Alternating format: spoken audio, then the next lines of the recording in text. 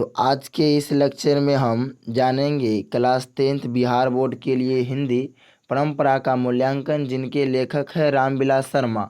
तो इस चैप्टर से जो भी ऑब्जेक्टिव 10th के बिहार बोर्ड के एग्ज़ाम में बन सकता है वो देखेंगे। और इसमें हम लेखक का परिचय, लेखक के द्वारा जो लिखित यह पाठ है परंपरा का मूल्यांकन, उसके अंदर की हर एक लाइन से जो ऑब्जेक्टिव आपका वस्तुनिष्ठ प्रश्न बन सकता है उनको हम सब कलेक्ट करके आपको यहाँ पेश कर रहे हैं। तो देखिए यहाँ से पहला क्वेश्चन क्या बनेगा लेखक परिचय से, वो आप देख पा रहे होंगे। ये देखिए पहला क्वेश्चन बनेगा ये कि उनका जन्म से, तो उनका जन्म कहाँ हुआ वो देख लीजिए।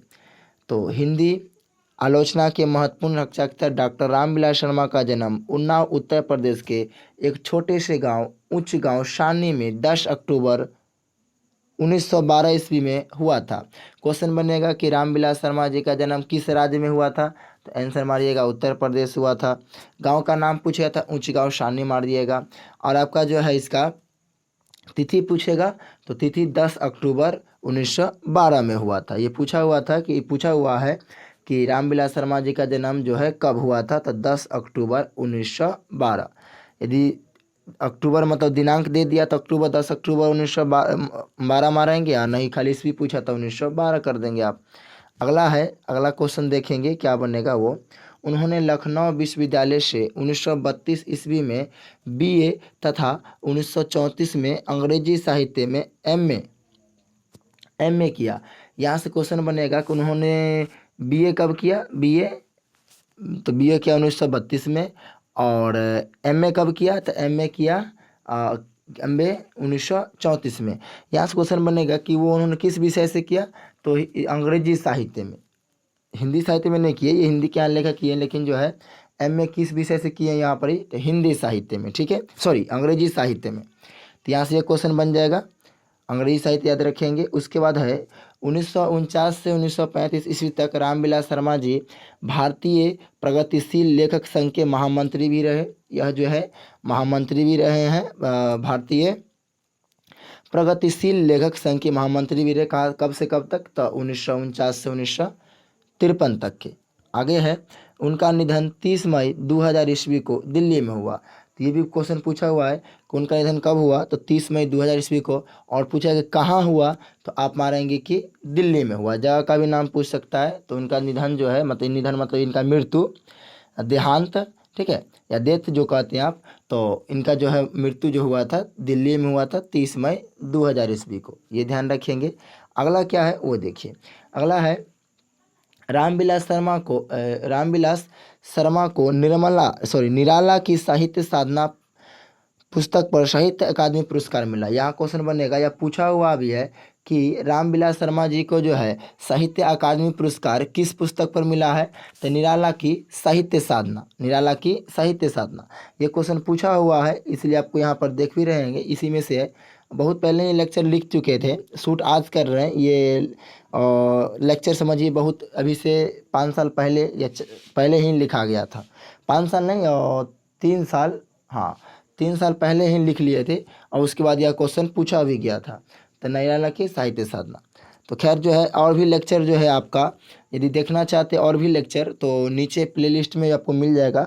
और पहला चैप्टर, दूसरा चैप्टर, तीसरा, मतलब पीछे के जो भी 5 चैप्टर है उसका लेक्चर आपको प्लेलिस्ट में मिल जाएगा। तो देख लीजिएगा, वीडियो के नीचे जब हम डिस्क्रिप्शन में डाल देंगे। तो खैर हम आगे बढ़ते हैं, ये ध्यान रखिएगा। पाठ के रूप में यहाँ रामविलास शर्मा जी का निबंध प्रस्तुत है परंपरा का मूल्यांकन। ये क्वेश्चन बनता है, पूछता भी है कि यह जो है परंपरा का मूल्यांकन जो है इसकी विधा क्या है। तो परंपरा के मूल्यांकन की जो विधा है वह है आपका निबंध। क्या है, निबंध, ये याद रखिएगा, निबंध। यह निबंध इसी नाम की पुस्तक से किंचित संपादन के साथ संकलित है। तो आगे बढ़ते हैं। इससे यहाँ पे जो है साहित्य मनुष्य के संपूर्ण जीवन से संबंध है। आर्थिक जीवन के अलावा मनुष्य एक प्राणी के रूप में भी अपना जीवन बिताता है।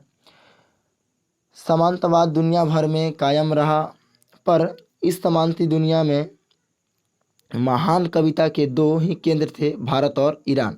महान कविता की 2 ही केंद्र थे, क्या थे, भारत और ईरान। इनके पाठ के माध्यम से बता रहे हैं। साहित्य के निर्माण में प्रतिभाशाली मनुष्य की भूमिका निर्णायक है। तो यहाँ से पूछेगा क्वेश्चन, साहित्य के निर्माण में किनकी भूमिका, जहाँ से क्वेश्चन नहीं बनता तो थोड़ी देर से ध्यान रखिएगा। और कभी कभी क्या होता है कि यहाँ के बीच के लाइन दे देगा आपको इस तरीक़ा से, ये लाइन दे देगा कि साहित्य के निर्माण में प्रभावशाली मनुष्य की भूमिका निर्णायक है, यह किस पाठ से संकलित है। तो आप मारेंगे परंपरा का मूल्यांकन, या इनके लेखक कौन है, तो मारेंगे रामविलास शर्मा। इसीलिए जो जहाँ से लगता है मुझे कि यहाँ से आपके एग्जाम में आ सकते हैं, एक लाइन दे दिया जाएगा, इनके लेखक पूछ दिया जाएगा या पाठ के नाम पूछ दिएगा तो आप मार देंगे। इसलिए क्वेश्चन ऑब्जेक्टिव बनेगा कि साहित्य के निर्माण में किनकी भूमिका निर्वाहक है, तो